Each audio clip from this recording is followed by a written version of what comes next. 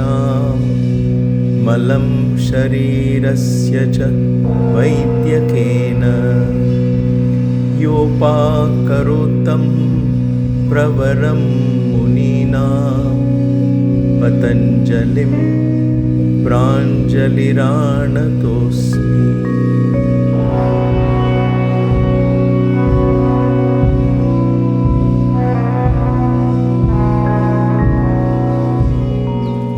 Namaste and welcome to KYG or Kaivalya Yoga Gurukulam. For this class in the Yoga Sutras, I'm sitting in the premises of one of the oldest temples of Tamil Nadu, built over 2000 years ago. It is the Perur Pateeswarar Shivan Temple.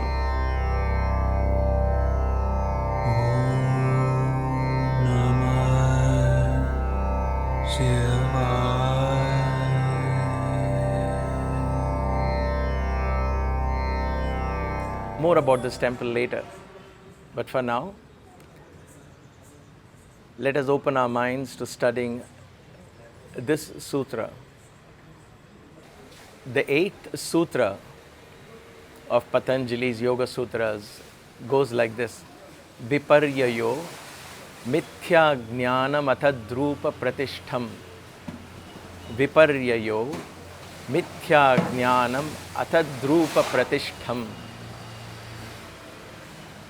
In the 6th sutra, we saw the 5 types of vrittis.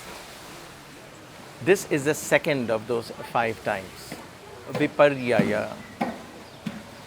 Viparyaya is wrong perception, misguided perception. If you are hearing some sounds, there is a temple elephant just next to me. She's bathing, so I don't know if you're getting the sounds, but nevertheless. Misguided perception, viparyaya. Atad-rūpa-pratiṣṭham. Patanjali says that the object is in front of you, but you are not seeing the object as it is representing itself. You are perceiving it in a different light. Atad-rūpa-pratiṣṭham. Rūpa-pratiṣṭham means the form is in front of you. But atad-rūpa-pratiṣṭham, you're not seeing it in that form, you're seeing it in some other form. This is misguided perception. One of the popular analogies that Vedas or Vedanta uses is the perception of the rope and the snake. So the analogy goes like this: it is a twilight hour, and there is a rope that is coiled in your driveway. Because the light is not clear enough, as you see the rope is in front of you, it's coiled, but what happens is you mistake it or you perceive it as a snake. And all the experiences that results from your perception becomes real in that sense. Your heart starts racing, your pulse beats faster, you're afraid and you might run back into your home. All of that happens. So all of that has happened because you have perceived a snake in your driveway coiled up. But then your brother comes and says, let's go and take a second look, and he brings a flashlight and he shines it on that, what you think is a snake. And then what happens is you say, lo and behold, it's actually not a snake, it is a rope. Then comes right perception. So there is a right perception and a wrong perception, a misguided perception. And thus it is in our lives too. We have a lot of misguided perception. In a philosophical sense, I would say the fact that I think I am Sunder is a misguided perception. The I in me is not limited to Sunder. But then I live with this assumption that I am born in India, I have learned certain languages, I have certain talents, I know this, I don't know that, and so on. And so I have a misguided perception of the I in me. So these kind of vrittis that come out of misguided perception, bind us, create a different reality in the chitta, and therefore the chitta remains bound. Vyasa, in his commentary, says, why do these misguided perceptions occur? And he gives us some reasons. He says, this is because of ajnânam. One of the reasons is ajnāna. Ajnânam means ignorance. We are ignorant. Ignorant could mean darkness, right? In the analogy of the rope and the snake, darkness was that ignorance. I couldn't see, I was ignorant of what it was actually, and therefore I just assumed that it was a snake. So ignorance is a cause.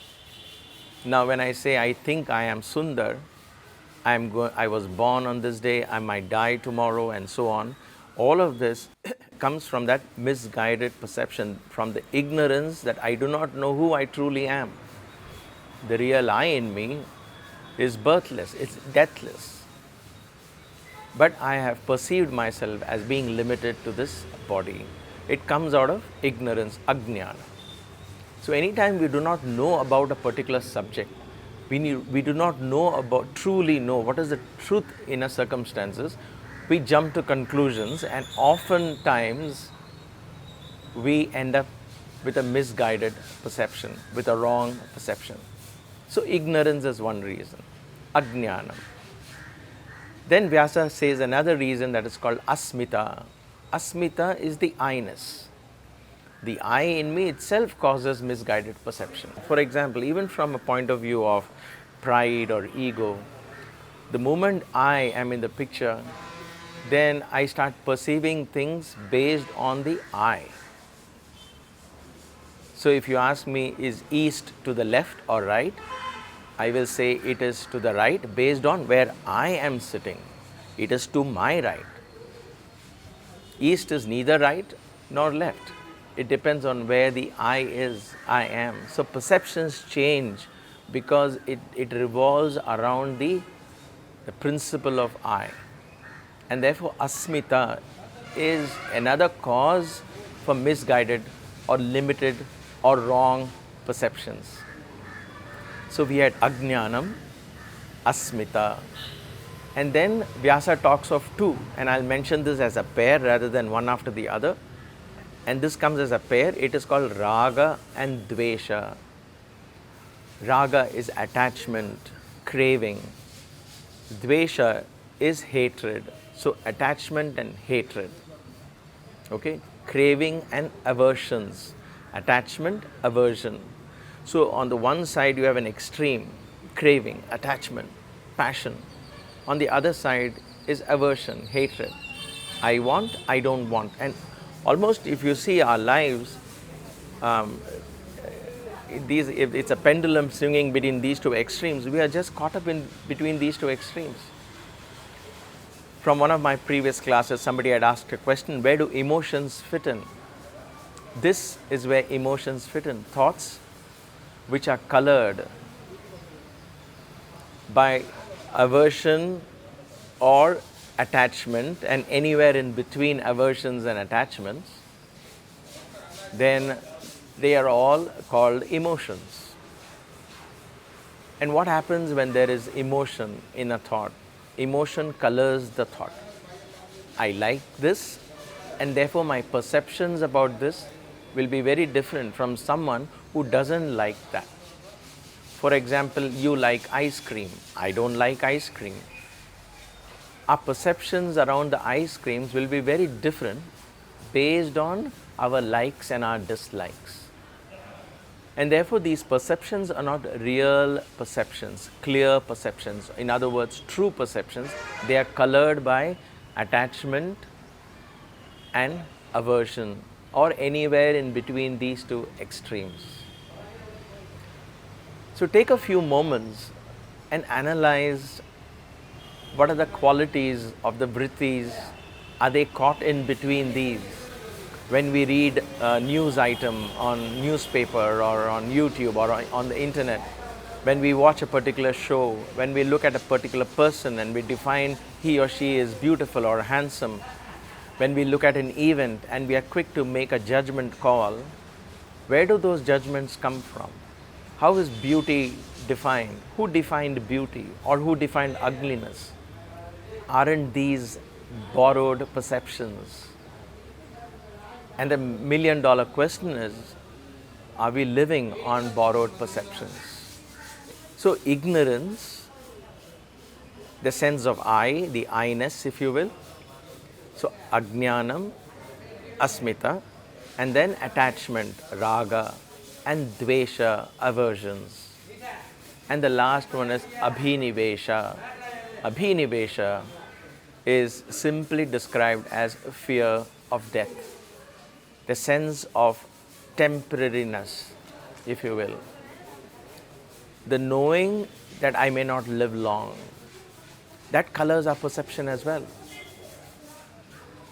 When you retire, when you're growing older, or when we are very, very sick, the sense of impermanency hits us hard and we start perceiving things very differently. We start perceiving our assets that we have collected so far very differently. We become more clinging perhaps to our near and dear ones. All of this is colored because of this perception. So these are all what Vyasa calls and what Patanjali calls misguided perception, viparyayo. So these perceptions create vrittis in the chitta, and more often than not, these misguided perceptions bind us to the chitta. Now, how can this same misguided perception be benign? How can they be harmless? Why am I asking this question? Because Patanjali said in that 6th sutra that the 5 types of vrittis are both klishta and aklishta.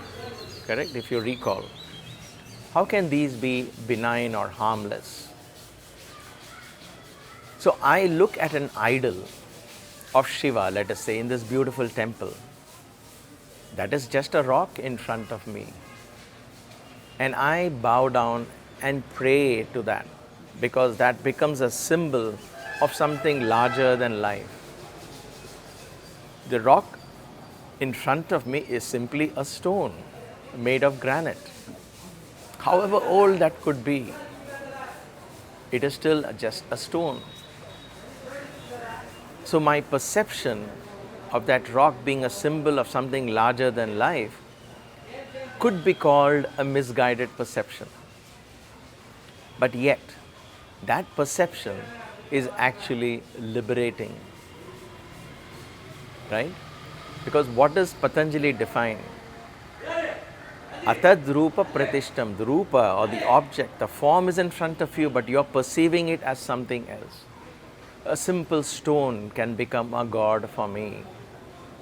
A simple diagram can become the Sri Chakra for me, a mystical diagram for me. And through that diagram, I make meaning, I perceive something that liberates my thinking.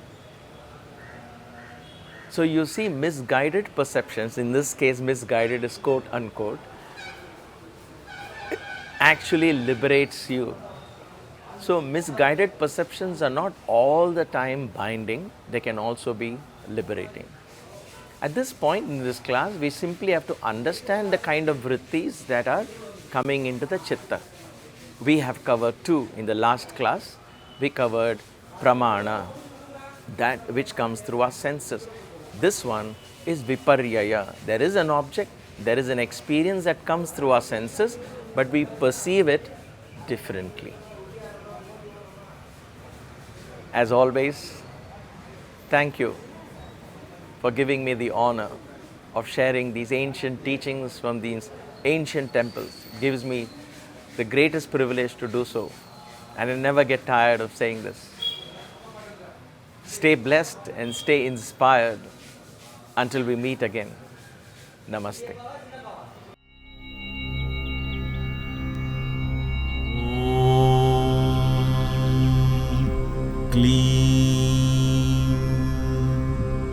Kaivalya